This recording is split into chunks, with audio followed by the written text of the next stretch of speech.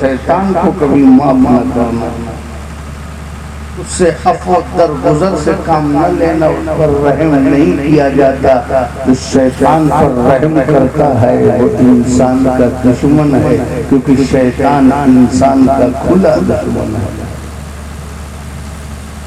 تو اس لیے شیطان اس سے خوش ہوگا کہ نکاح جیسی سنت میں خرافات ہو، شہوات ہو، بدکاری ہو، عیاری ہو، زناکاری ہو، فواحشات ہو، منکرات ہو، خرافات ہو، وہ انجوائے کرے گا. ایسے موقع پر اپنی تقریبات کو اسلامی شریعت کے رنگ میں رنگ لو، مصطفیٰ کی سنت کے ڈھنگ میں رچ لو. شیطان کے لیے ایسی حدود بنا دو جہاں شیطان داخل نہ ہونے پائے. مومن کا گھر رحمان کا گھر لگے، شیطان کا گھر نہ لگے. شیطان انسان کا کھلا دشمن ہے. یہ تمہیں جب تک جہنم تک نہیں پہنچا لے گا تب تک چین سے نہیں پہنچے. یاد رکھنا، اس سے کبھی بھی دوستی مت کرنا. اور شیطان کیا ہے؟ وہ لوگوں میں اور کیسا لہو میں دوڑتا. کہاں دوڑتا ہے؟ تمہارے خون میں دوڑتا ہے. اور جب یہ تمہارے خون میں دوڑتا ہے، خیالات میں جاتا ہے تو برے خیالات، دماغ میں جاتا ہے تو غلط منصوبے، پیر میں جاتا ہے تو غلط سفر، ہاتھ میں جاتا ہے تو غلط حرکت، نگاہوں میں جاتا ہے تو غلط زیارت، زبان پہ جاتا ہے تو غلط گفتگو. کیونکہ تمہارے لہو میں، اور لہو بدن کے ہر حصے میں دوڑتا ہے تو اس کے اثرات بھی دوڑتے ہیں. شیطان کے اثرات کو ختم کرنے کے لیے تمہیں خیر کی کثرت کرنی پڑے گی. کیونکہ شیطان کا ایک کام ہے، وہ کام سمجھ لیجئے، اور دو تین بات کر کے میں رخصت ہو رہا ہوں. شیطان کا کام یہ ہے کہ دنیا کو تمہارے سامنے بہت خوبصورت بنا کر کے پیش کرتا ہے. کیونکہ خون میں ہے نا، خون میں اثرات پیدا کرتا ہے کہ تمہیں ایسا لگتا ہے تمہیں گناہوں میں لذت نظر آتی ہے، تمہیں خلاف سنت کام کرنے میں انجوائے لگتا ہے. تم نماز چھوڑتے ہو، اسی وقت تم نماز کو چھوڑتے ہو، دیر والا ہو جائے. جب کبھی تم نماز چھوڑتے ہو تو تمہیں نماز چھوڑنے میں مزہ آتا ہے.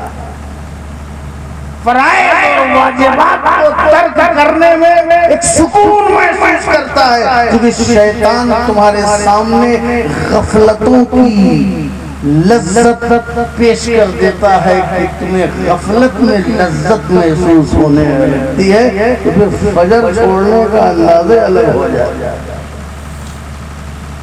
شیطان کا کام یہ ہے کہ تم گناہوں میں انجوائے کرتے ہو.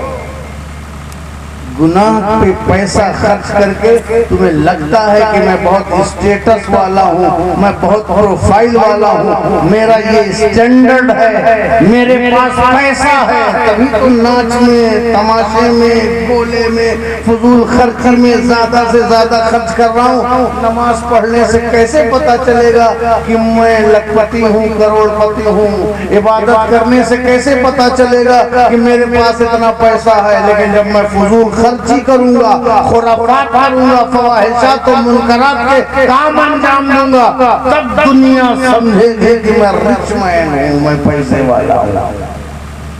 تو اپنے اسٹیٹس کے لیے، اپنے فیگر کے لیے، اپنے اسٹینڈرڈ کے لیے، اپنے معیار کو بلند کرنے کے لیے آپ گناہ کرتے ہیں اور گناہوں میں لذت محسوس کرتے ہیں. ہزاروں عالم بتائیں، مولانا بتائیں، سنگٹھن بنا لیں، مگر آپ اس لیے نہیں مانتے کہ شیطان نے جو لذت حلول کر دی ہے آپ کے اندر وہ نشہ اتر نہیں رہا ہے.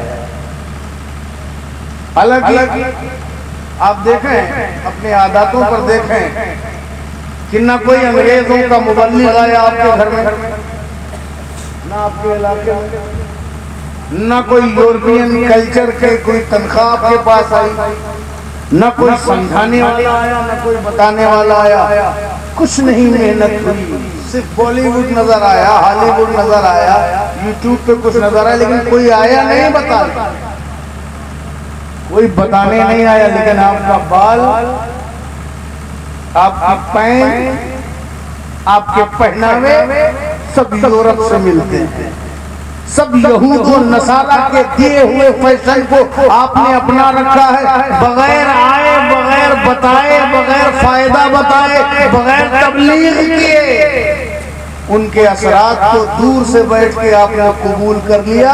اور علماء روز بتاتے ہیں، ہر میلاد میں بتاتے ہیں، ہر جلسے میں بتاتے ہیں، ہر فاتحے میں بتاتے ہیں، ہر محفل میں بتاتے ہیں، جو علماء بتاتے ہیں، جس سے روکتے ہیں وہ آپ چھوڑتے نہیں، اور جو بتاتے بھی نہیں ہیں آپ اسے اپناتے ہیں۔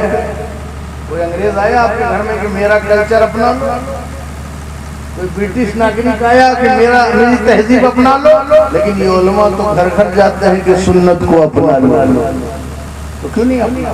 کیوں؟ کیونکہ شیطان نے جال میں آپ کو، ہم کو، سب کو قید رکھا ہے، ہمیں ایسے نشے میں مبتلا کر رکھا ہے کہ ہم خیر کی طرف پلٹتے ہی نہیں۔ تو شیطان گناہوں میں ہمیں لذت محسوس کرواتا ہے، اس کا ایک کام، اس کا جو جنرل وار ہے، سب سے بڑا وار ہے، جو سب پر ایک بہت بڑا جال ہے اس کا پھینکتا ہے، سب پر ایک جنرل جال ہے اس کا، جس میں سب چھوٹی بڑی مچھلی سب پر